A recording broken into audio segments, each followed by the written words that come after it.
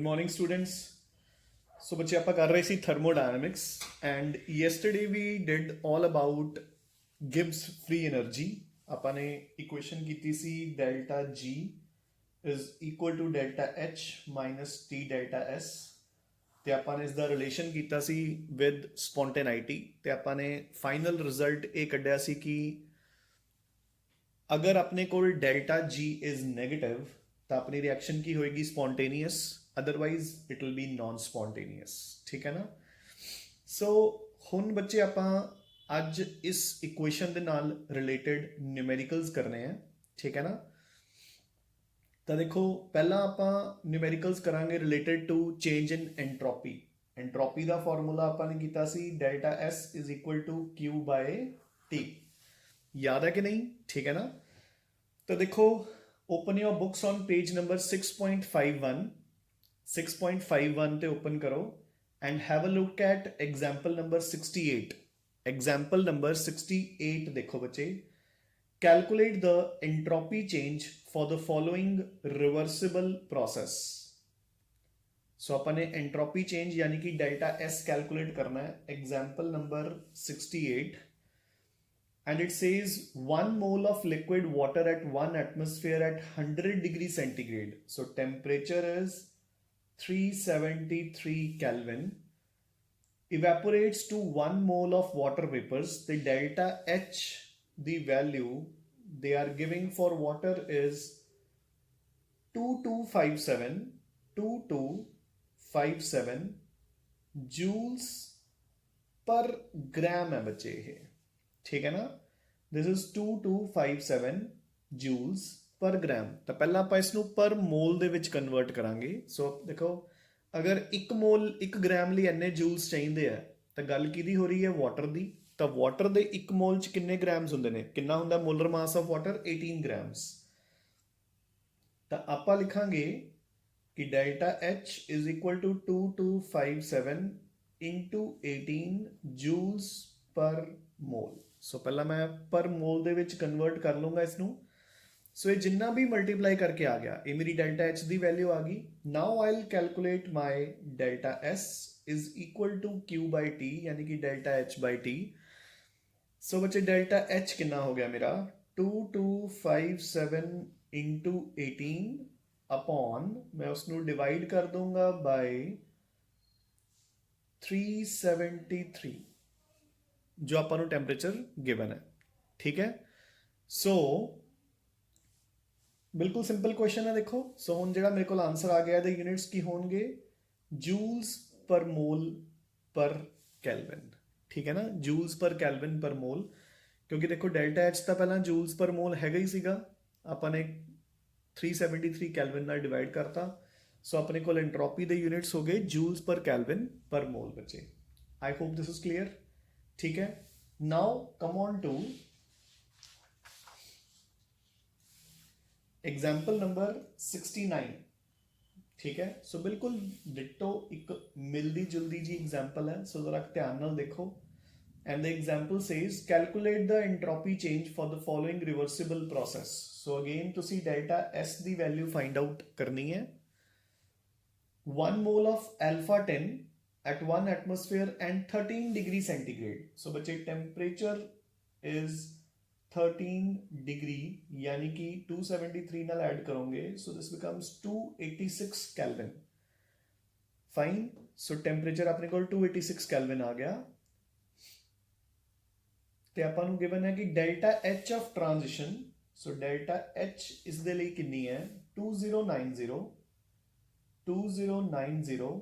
joules per mole clear now so delta S is equal to delta H by T ठीक है so delta H आपां नूं हैगी है 2090 ते delta S सॉरी T हैगा अपना 286 so इसनों डिवाइड करके जो भी आंसर आ जाएगा that will be our entropy in joule per Kelvin per mole सो बच्चे ईजी है ना ये क्वेश्चंस मेरी गल समझ गए ना इन्हां दे विच तां कुछ है ही नहीं सिंपली तुसी हीट नूं टेंपरेचर नाल डिवाइड करना है तो अपने को एंट्रोपी चेंज कैलकुलेट हो जाएगा ठीक है Have a look at example number 7070.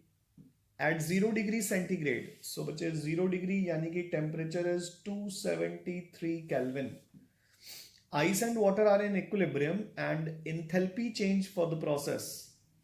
So अपने कोल enthalpy change delta H is 6 kilojoules per mole, यानी कि आ गया अपने को 6000 joules per mole. Fine. Calculate the entropy change. So again delta S is equal to delta H by T. The delta H हैगा 6000, temperature हैगा 273.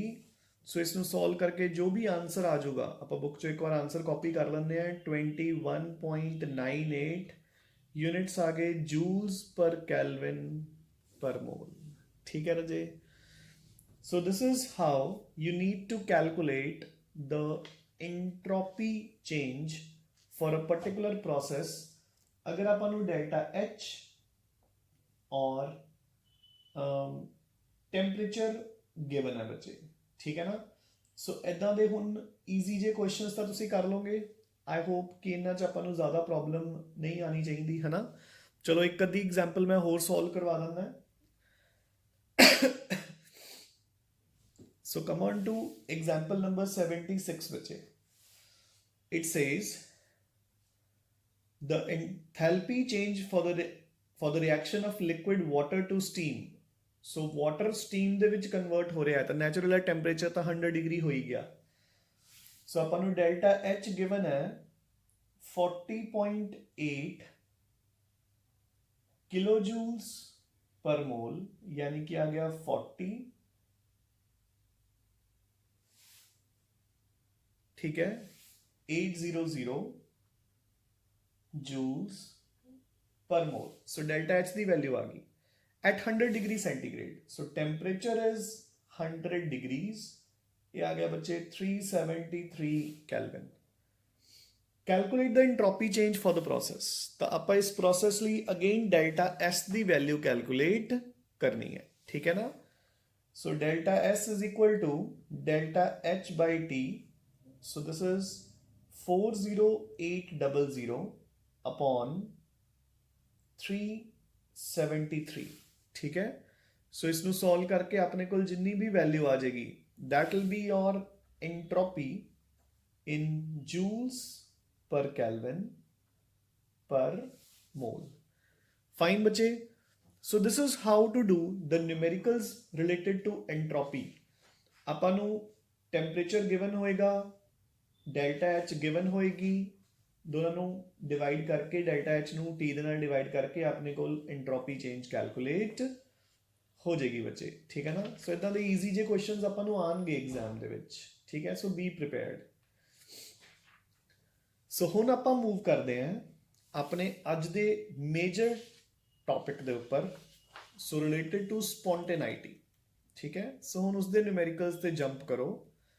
So open your books on page number 57. So open your books on page number 6.57 and example number, come on to example number 80. ठीक है. So example number 80 ते आ जाओ बच्चे. So the question says, so example number 80 and the question says delta H and delta S for a reaction are 30.5 kilojoules per mole and 6.6 kilojoules per Kelvin per mole respectively. So अपन को delta H given है कितना 30.5 kilojoules per mole. ठीक है. And upon delta S given है 6.6 किलोजूल्स पर kelvin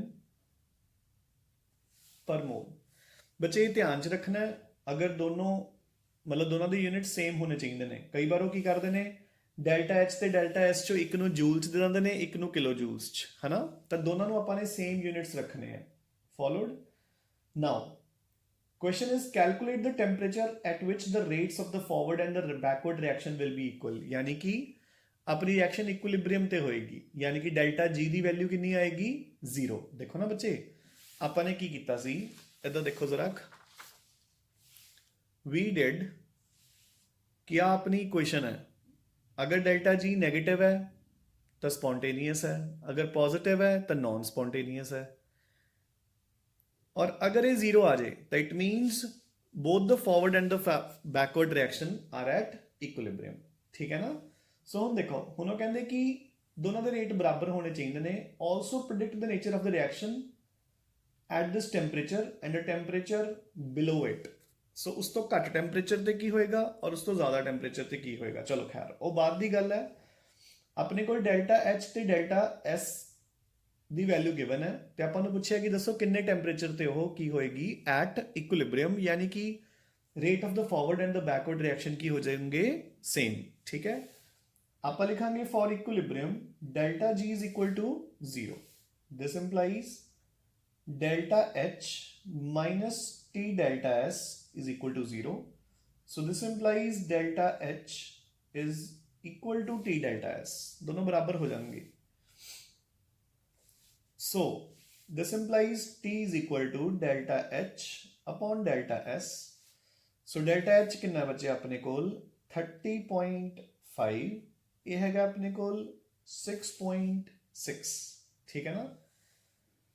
अगर ये हुंदा 6.5 नहीं, अगर ये 6.1 हुंदा तो एग्जैक्टली 5 टाइम्स होना सी, है ना। तो ये 5 टाइम्स तो थोड़ा जिहा घट होएगा, आप बुक चो कॉपी कर लिया। टेंपरेचर आ गया 4.6 कैलविन। सो हम देखो ना जी 4.6 कैलविन ते ये रिएक्शन है जिहड़ी, ठीक है ना, वो की हो जाएगी बिल्कुल एट इक्विलिब्रियम। उन्होंने हुण आपां नूं सैकेंड क्वेश्चन की पूछा कि अगर टेंपरेचर इज लैस दैन 4.6, ठीक है, तो फिर की होएगा। हुण देखो आप वैसे ही कोई हाइपोथेटिकल वैल्यू पुट कर दो। So delta H is equal to, sorry delta G is equal to delta H कितना है 30.5, डेल्टा एच माइनस टी आप 4.6 की जगह पे 4 पुट करता इंटू 6.6। ठीक है। तो आंसर की आएगा, बट नेचुरल है पॉजिटिव आएगा। ठीक है ना। तो जो पॉजिटिव आएगी डेल्टा जी बच्चे तो reaction will be non spontaneous. So आप की कहांगे कि 4.6 कैलविन ते रिएक्शन इक्विलिब्रियम ते है। अगर 4.6 तो ज़्यादा करोगे तो स्पॉन्टेनियस हो जाएगी, अगर घट करोगे तो नॉन स्पॉन्टेनियस हो जाएगी। ठीक है बच्चे। So this is how to solve the questions related to spontaneity of reaction. ठीक है ना। आप इदां दे होर क्वेश्चंस भी करांगे solve. So come on to example number 81 बच्चे। सो एग्जाम्पल नंबर 81 ते आओ। The example says for the melting of ice at 25 degrees centigrade, so बच्चे temperature is 25 degrees centigrade यानी कि 298 Kelvin. The enthalpy of fusion is 6.97 kilojoules per mole. So delta H is 6.97 kilojoules per mole. ठीक है। And entropy of fusion delta H is equal to 25.4 joule per kelvin per mole. सो बच्चे ध्यान नाल देखो उन्होंने units दे विच फर्क पाता। जिहड़ी डेल्टा एच है वो तो आपां नूं गिवन है इन किलो जूल्स, ते जिहड़ी डेल्टा एस है that is given in joules. तो हुण आपां नूं यूनिट सेम करने पैणगे before we solve the question. खैर पहला आपां क्वेश्चन पूरा पढ़ो। Calculate the free energy change and predict whether it is spontaneous at this temperature or not, है ना, कि वो spontaneous है या नहीं है। चलो खैर आप पहला डेल्टा जी कैलकुलेट करिए जरा। सो वैसे तो बच्चे ये 25 डिग्री है, तो अगर आप नॉर्मली सोचिए तो आइस का टैंपरेचर 0 डिग्री होंदा है, स्पॉन्टेनियस होनी चाहिए है, बट फिर भी आप अपना दिमाग नहीं लगाना उत्थे, आप उत्थे क्वेश्चन को सॉल्व करना है। सो आप डेल्टा जी दे विच वैल्यूज पुट करते हैं। Delta H minus T delta S. So delta H is 6.97. सो मैं इसनू जूल्स दे विच कन्वर्ट कर लिया minus temperature is 298 Kelvin into delta S is 25.4. Clear है जी? ठीक है. सो ये मल्टीप्लाई करके जो आंसर आएगा, एक बार चलो मैं बुक चो मल्टीप्लीकेशन की कॉपी कर रहे हैं, minus this comes out to be 7569.2. ठीक है, ये इन्नी वैल्यू आ गई बच्चे अपने को. ठीक है. सो जो तुम इसनू मल्टीप्लाई करोगे, देखो आ रकम छोटी है वड्डी है, so answer will always be of course negative. ठीक है. सो अगर डेल्टा जी नेगेटिव है तो अपना आंसर की होएगा कि इस टेम्परेचर ते the melting of ice will be a spontaneous process. ठीक है. इजी के नहीं? आई होप दिस इज डन. ठीक है. इजी है ना बच्चे? समझ आ गया आई होप? ठीक है. नाउ सो हुण आपां मूव करो टू क्वेश्चन नंबर, आपां मिलदे जुलदे क्वेश्चंस करते हैं होर. So yes, come on to example number 83.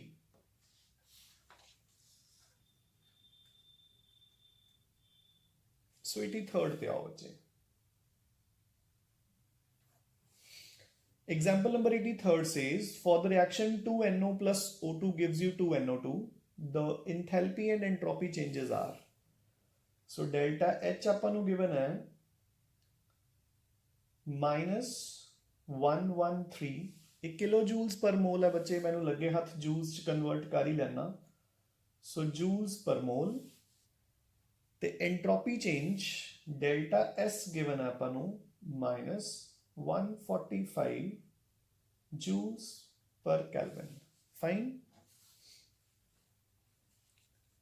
Per mole, sorry again, है ना?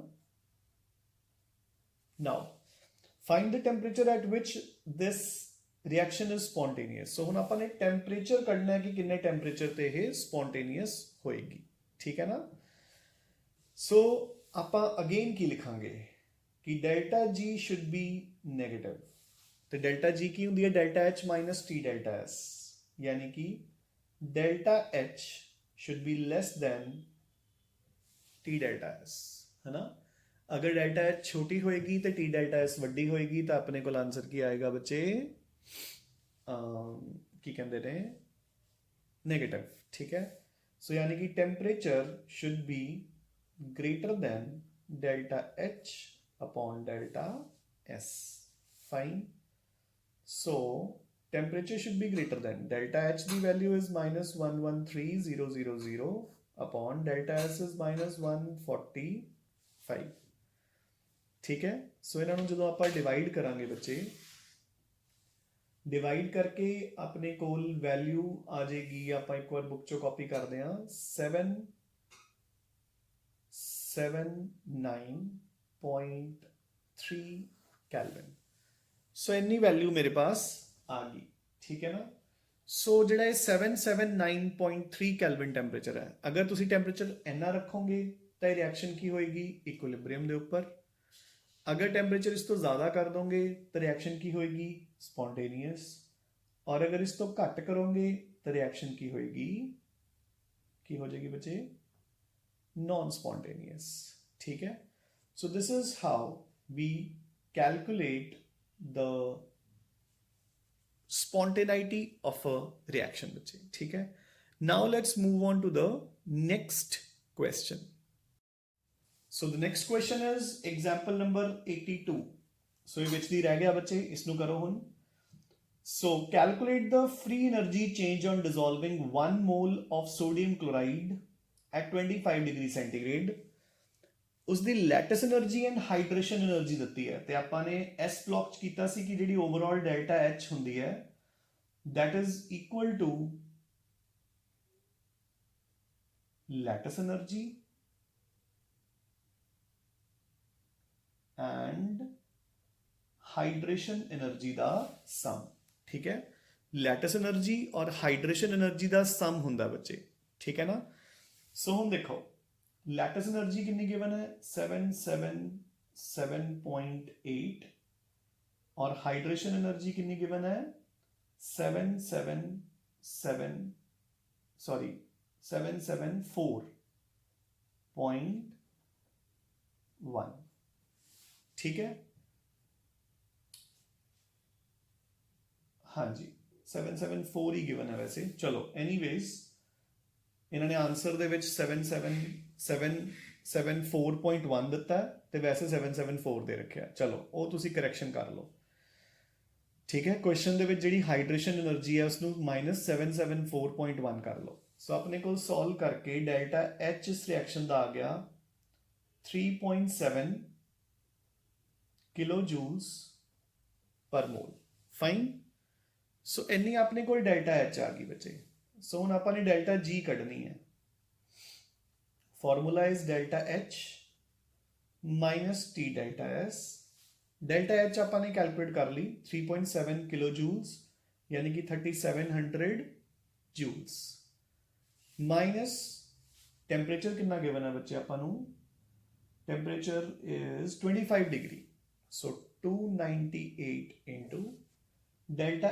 S is given as 0.043 kilojoules सो ये आ जाएगा 43 जूल्स अब पहला भी जूल्स च कन्वर्ट कर लिया था इसनों भी कर लेने हैं ठीक है ना तो आंसर अपने कोल नेगेटिव आ रहा है नेगेटिव 9 नहीं सॉरी नेगेटिव ये एक्चुअल किलो जूल्स दे रहे हैं सो 911.4 जूल्स पर मोल ठीक है सो इन्ना आंसर आ रहा अपने को डेल्टा G का so since the answer is negative so of course the reaction is very much spontaneous done बच्चे ठीक है क्लियर हो गया ना नाउ हुण आपां आ जाओ नेक्स्ट एग्जाम्पल सो एक लास्ट एग्जाम्पल सुनो मैं सॉल्व करवा रहे हैं come on to example number 85 ठीक है इट सेज कि अपन रिएक्शन दी है C2H4 plus chlorine gives you C2H4Cl2 delta H इस रिएक्शन का हैगा -270.6 किलोजूल्स और डेल्टा S इसका हैगा -139 जूल्स ठीक है is the reaction favoured by enthalpy entropy और बोथ और बाय नन ठीक है तो डेल्टा G फाइंड आउट करो अगर टेंपरेचर इज 300 केल्विन तो देखो बच्चे उन्होंने अपन पहला क्वेश्चन की पूछा है कि रिएक्शन ਨੂੰ कौन फेवर कर रहा है कौन फेवर नहीं कर रहा तो अपन क्लीयरली दिख रहा है कि डेल्टा H नेगेटिव होना चाहिए होंगे फेवरेबल तो डेल्टा S पॉजिटिव होना चाहिए होंगे जबकि इतने delta H is negative so it is favouring delta S is also negative which is unfavorable तो ਆਪਾਂ ਕੀ ਕਹਾਂਗੇ ਕਿ डेल्टा H फेवर कर रहा है स्पॉन्टेनियस रिएक्शन ਨੂੰ ਤੇ डेल्टा S फेवर नहीं कर रहा ठीक है नाउ ਹੁਣ ਆਪਾਂ ਨੇ डेल्टा G फाइंड आउट करनी है तो ऑफ कोर्स ਆਪਾਂ फार्मूला लगावांगे delta H minus T delta S so minus 270 kilo joules चाहे बच्चे होने हैं है ना So this will be 270,600 joules minus temperature is 300 ठीक है into -139 फाइन सो ये आ गया -270,600 उधर ब्रैकेट दे विच बचे minus minus it will become plus ठीक है ना यू गेटिंग अ पॉइंट ठीक है ना वो प्लस हो जाएगा जो माइनस माइनस है तो अपने को it will come to around plus 41,700 ठीक है तो ओवरऑल आंसर अपने को फिर नेगेटिव आ गया जो आंसर इज नेगेटिव तो ऑफ कोर्स ये जी रिएक्शन है this is a spontaneous reaction clear ठीक है सो कुछ क्वेश्चंस मैं सानू सॉल्व करवाते हैं कुछ क्वेश्चंस मैं सानू एज अ प्रैक्टिस बुक चो दिते हैं वो तुसी क्वेश्चंस प्रैक्टिस कर लो ठीक है and you will be very thorough with this topic. And remember one thing, कि ਜਿਹੜੀ ਇਹ क्वेश्चन है delta G is equal to delta H minus T delta S, it is a very very very important question. ठीक है बच्चे, सो इसਨੂੰ ਚੰਗੀ ਤਰ੍ਹਾਂ prepare कर लेना है, ठीक है. So keep studying and keep revising, ठीक है बच्चे. Thank you.